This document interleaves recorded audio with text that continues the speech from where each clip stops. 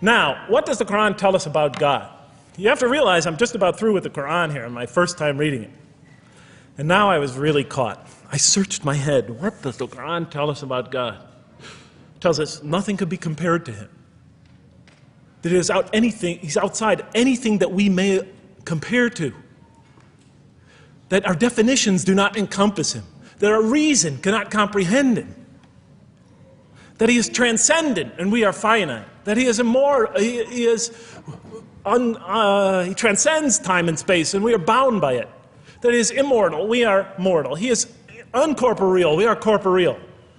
That we have no way of comparing ourselves to him. Nothing could be compared to him.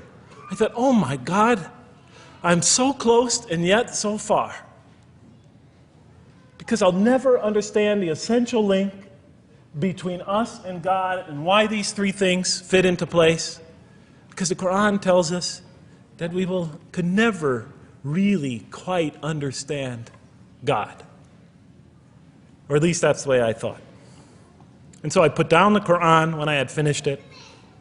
And much to my dismay, I was honestly disappointed because I thought the author made a brilliant try. But he never quite made it. And so I was sitting in front of, about 3-4 weeks later, I was sitting in Diamond Heights in my apartment watching a football game, I think it was. And you know, sometimes things just slip into your minds when you least expect them. And I'm sitting there watching it, and all of a sudden into my mind came a thought. And I said, wait a minute. The Quran does tell us so much about God. It tells us again and again and again, but somehow I just missed it. Just skimmed over it every single time. Because if you turn to almost any page, if you turn to the beginning of any surah, you could see time and time again essential information about God that I just thought was sort of a literary device, something to make it just sound more beautiful. Because if you turn to the beginning of any surah, you'll see the words Bismillahir Rahmanir Rahim, in the name of God, the most merciful, the most compassionate. If you read almost any passage, long passage, when you come to the end of it, it's punctuated by dual attributive statements like God is the merciful, the compassionate, God is the forgiving, the gentle, God is the kind, the protector, God is the generous, the truthful, God is, and so forth and so on. There are tens of thousands of such references in the statements in the Quran.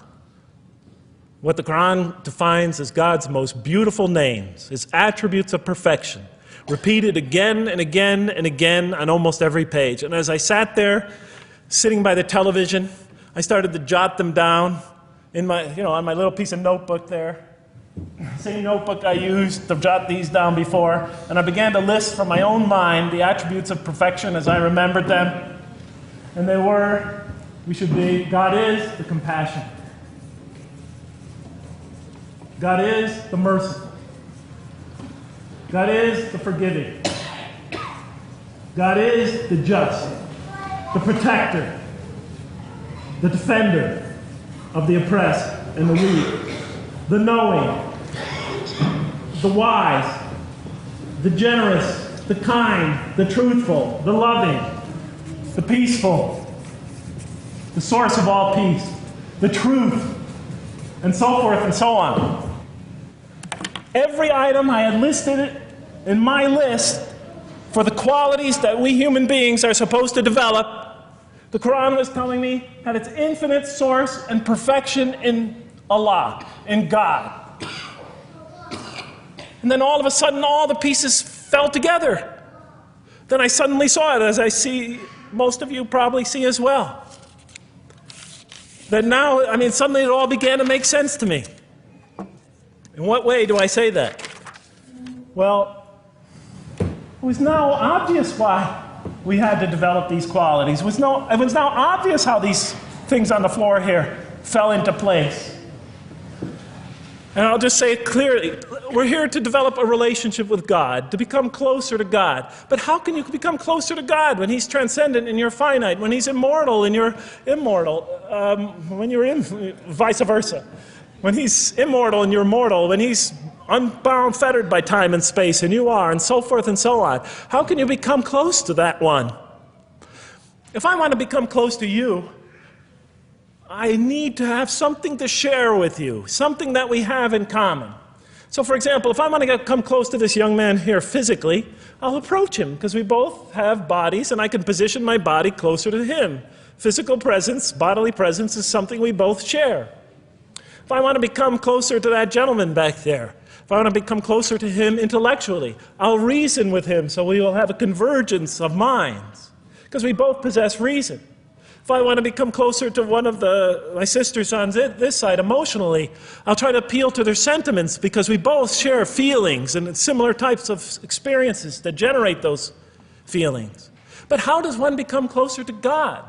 What do we share with Him? We share with Him exactly what He gave us. Because the Quran tells us that when we came into this life, He breathes into our spirit something of His Spirit. And that we come into this world with the seed of these very qualities within us. And we could either kill them, stunt them, as the Quran says, or cause them to grow. And when we grow in these, we grow in our ability not just to experience tremendous beauty in life through all this, but we grow in our ability to receive and experience the infinite beauty, the infinite peace, the infinite truth, the infinite compassion, the infinite mercy, the infinite, etc., all the way down the list, that only comes from the infinite perfect source of all these. The more we grow in mercy, the more we grow in our ability to receive and experience in this life and in the next, to an infinitely greater degree, the mercy of God.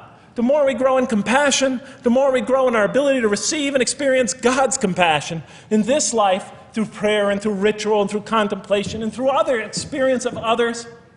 And of course, infinitely more in the next life, the compassion of God. The more we grow in our truthfulness, the more we grow in our ability to experience God, the truth, because all truth comes from God. The more we grow in these things, the more we grow in our ability to receive and experience God's attributes of perfection. The more we grow in our ability to receive and experience His being. And that sort of nearness we are growing to Him is tied to our essential nature and to His. It's more than just physical nearness. It's more than just a convergence of ideas. It's more than just a convergence of feelings. It's a convergence of essential beings. It's the closest type of nearness two can feel, two can experience. I'll just give you a quick analogy, because this helped my children. Let's pretend I have a goldfish, a dog, and 3 children. 3 daughters, let's say. And I do have 3 daughters. No matter how much of my love, compassion, forgiveness, caring I pour upon that goldfish, it could only experience it to a tiny degree. It might not even really be aware of it, because it's a very primitive creature. But my dog, on the other hand, when I show it all my kindness, all my love, all my compassion, all of what is essentially me, it can experience it to a much higher degree than my goldfish. And through its interaction with me, through its own trying to give its own self to me, we could experience a quite wonderful relationship. But my children, especially as they grow older and go through their own experience and their own development, could receive and experience all the love and the compassion and the forgiveness and the caring and the generosity and the protection, everything I have to offer. They could experience my being to a much higher degree than my dog ever can. And we could have a relationship of beauty that I could never have with my dog. As much as I love animals, having had 3 daughters, I know that the relationship that you have with 3 beautiful daughters could never even come close. No other relationship could approximate that. Of course, my relationship with my wife is also extremely beautiful, and she might hear this. And she's a wonderful woman, really. I mean, she's the source of so much beauty. But, okay, Madam Chairman, I am ready. So that seems to bring it all together. So now, I thought, wait a minute. That doesn't explain this. Why the intellect? Why the choice? Why the suffering? I thought, you almost had me, this Quran. You almost duped me. You almost tricked me.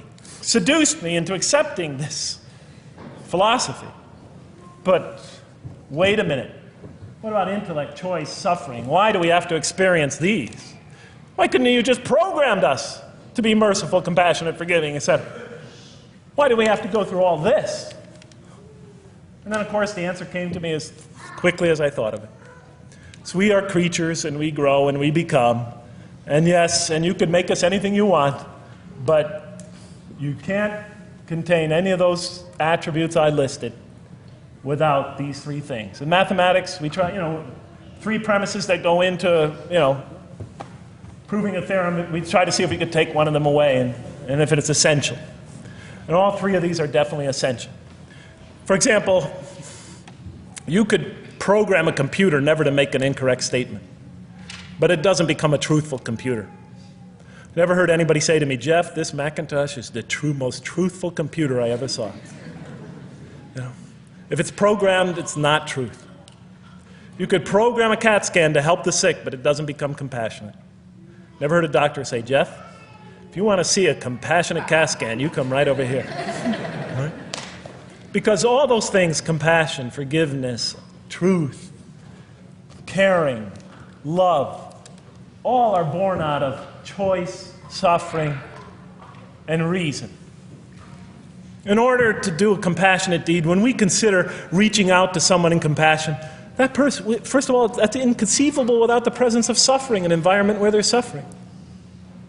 And when we decide to help them or not, we reason in our minds, what is this going to require of me? It's going to require some suffering on my part, some in my giving of myself. And without that mental process, it doesn't become a compassionate deed. And if it isn't by choice, it's not a compassionate deed. It's that choice that makes it compassionate. Same thing with truth. Truth is a choice between telling the truth or not telling the truth. Oftentimes we tell it when we're at risk to our own personal loss. The more suffering that might come out of that choice, the greater is the truth behind it, the greater an act of truthfulness. And all the time we have to weigh the consequences of that choice. If I tell the truth there, my teacher's going to give me an F. If I don't tell the truth, I might get an A. We weigh it in our mind. Last example, the famous wedding vow. Do you take this woman to be your wife in sickness and in health, for richer or for poorer, until death do you part? What are they asking us? Do you knowingly make this choice, understanding full well what's at stake here? That it might involve richness but poverty, health or sickness, that suffering's going to be involved until death. Once a young lady told me, you never really loved me. Because when the growing got tough, when things got hard, when we hit rock bottom, when my life fell apart, you just got up and left. And she was right. And she understood full well that that's what love is all about. It is through giving and suffering together and hanging in there with each other and not bailing out and persevering through suffering, making that choice and knowing what you're doing. All those 3 things are essential. So it's very easy to see why the Quran stresses these. For in order for us to grow in these, I've dropped it, we have to have these.